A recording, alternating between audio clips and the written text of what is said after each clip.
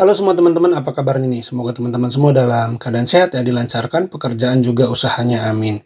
Ya, terlepas dari kontroversinya teman-teman, kita semua tahu bahwa dimajukannya Gibran sebagai cawapres Prabowo adalah untuk membackup perolehan suara Prabowo dari segmen kaum milenial, yaitu kaum Gen Z yang lahir antara tahun 95 sampai 2010, di mana mungkin ada yang baru pertama kali nyoblos pilpres, ada yang baru melek politik. Jadi Gibran ini diharapkan bisa meraup suara dari para kaum Gen Z ini. Tapi ternyata yang diharapkan tidak sesuai kenyataan, karena faktanya banyak sekali Gen Z ini yang kritis teman-teman, yang ternyata menolak kehadiran Gibran.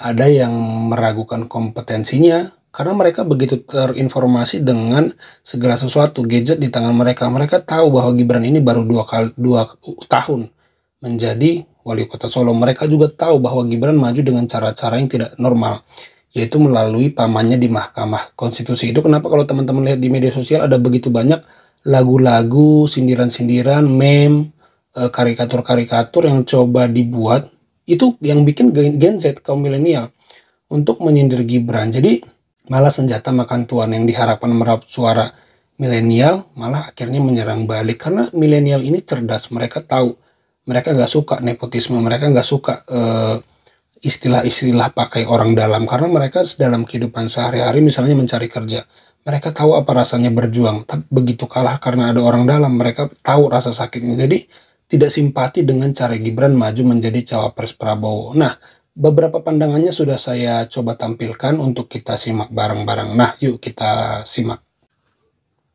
Tidak mendukung Gibran jangan disamakan dengan tidak mendukung kaum muda dalam kancah perpolitikan di Indonesia.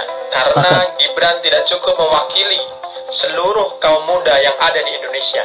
Muda itu bukan soal umur, tetapi soal idealisme, etika, moral, orisinalitas, dan gagasan pembaharuan. Bagi saya, kehadiran Gibran sebagai kontestan dalam pemilihan presiden dan wakil presiden tahun 2024 dengan cara yang tidak normal justru menjadi contoh yang buruk bagi generasi muda hari ini. Sampai seterusnya, legitimasi Gibran sebagai calon wakil presiden atau bahkan sebagai wakil presiden nantinya akan terus dipermasalahkan oleh publik. Dan ini tidak sehat bagi negara kita. Ya, tidak mendukung Gibran bukan berarti kita tidak mendukung anak muda.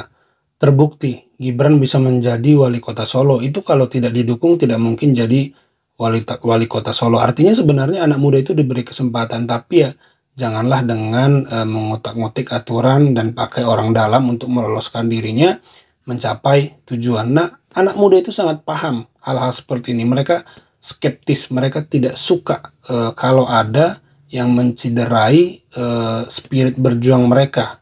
Mereka kan sangat lekat hidupnya itu dengan perjuangan, karena kita tahu kompetisi pada bidang dunia kerja anak-anak muda ini sangat ngeri sekarang. Pada skill, pada lowongan pekerjaan itu sangat ketat. Jadi mereka anak-anak muda ini dengan perjuangan itu sangat dekat. Mereka bisa begitu mudah bersimpati. Mereka relate pada perjuangan. Mereka relate kalau ada kekalahan yang disebabkan orang dalam. Mereka sangat relate. Ya, itu akhirnya malah sebenarnya mengurangi suara Prabowo ya, bukan menambahi, tapi malah suara kaum milenial ini lari antara ke Ganjar ataupun ke Anies Baswedan.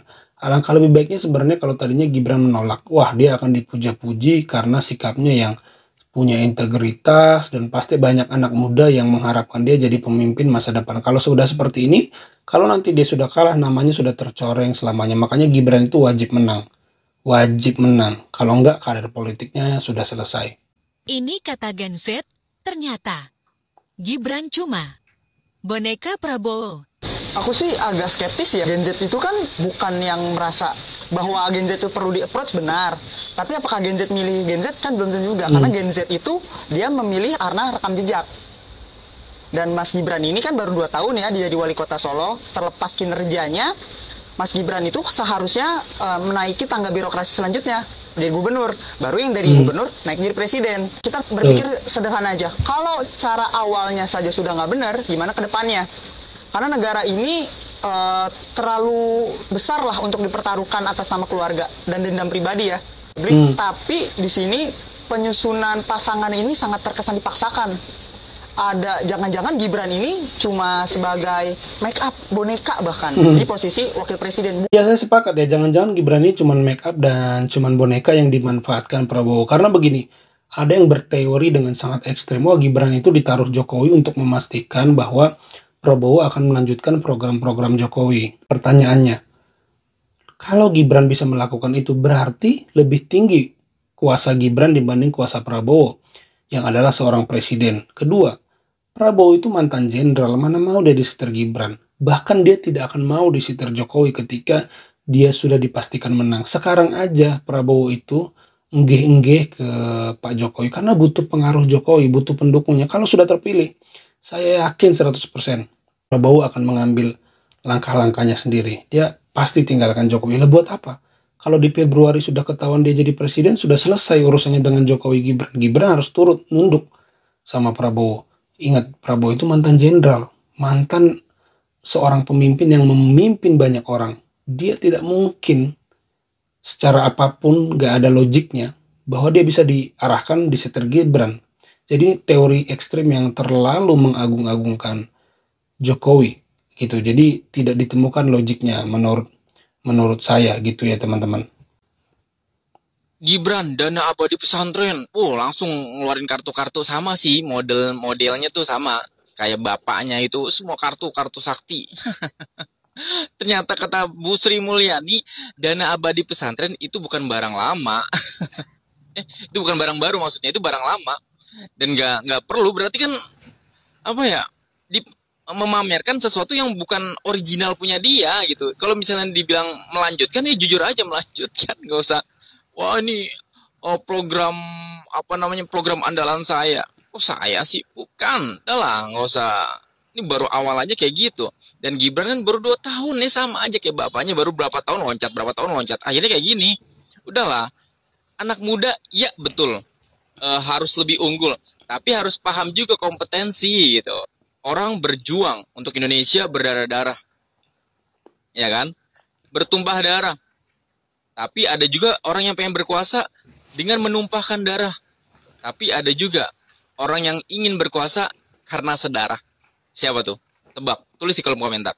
Ya, saya pribadi tidak terlalu mempermasalahkan kompetensi Gibran ya, karena ada juga pejabat yang sudah misalnya 5 tahun, 10 tahun, karena motifnya ingin memperkaya diri, kinerjanya buruk juga. Ada yang baru 2 tahun langsung kelihatan hasil kerjanya, karena motifnya memang ingin melayani rakyat. Sebenarnya bisa aja, nah tapi tidak perlu Gibran menerobos 7 lapis hukum untuk membuktikannya dalam posisi cawapres. Kalau memang motifnya dia bagus, jadi wali kota Solo pun dia akan berdampak. Kalau motifnya bagus, naik jadi gubernur Jawa Tengah, itu pun akan berdampak. Tidak ada aturan yang dilanggar, dia menjadi contoh, menjadi teladan. Gibran lupa, dia pikir menjadi pemimpin itu cukup dengan merengkuh kekuasaan gitu. Habis itu udah selesai. Dia bikin kebijakan sesuka hatinya, padahal menjadi pemimpin itu perkara teladan, membagikan hidupnya kepada rakyat. Artinya ketika rakyat melihat dia, oh ini bisa dicontoh. Sekarang dengan kesongongannya, tidak mau menanggapi konflik yang terjadi, malah jadi rakyat yang berperang gara-gara dia, dibantu pamannya. Gibran itu tidak peduli. Memang sudah terlihat songong sih dari dulu. Ada peduli nggak dia? Nggak ada.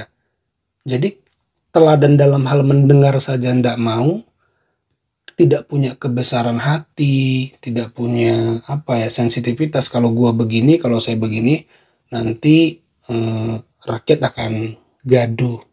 Alangkah lebih baiknya demi kebaikan bersama, saya tidak menjadi cawapres. Silakan Pak Erick Thohir atau siapapun yang lebih baik dari saya dan berpengalaman maju. Lah ini malah dia yang terlihat begitu menggebu-gebu menjadi cawapres Prabowo. Sebentar ngomong tegak lurus dengan partai, besoknya udah berbeda. Ngomong nggak bikin SKCK, ternyata bikin SKCK. Jadi kemunafikan, kebohongan ini itu malah menggambarkan bahwa dia sama sekali tidak punya yang namanya integritas dan kompetensi. Ya, terima kasih teman-teman, itu aja video kali ini. Semoga aja videonya bisa dinikmati. Sampai jumpa di video saya selanjutnya.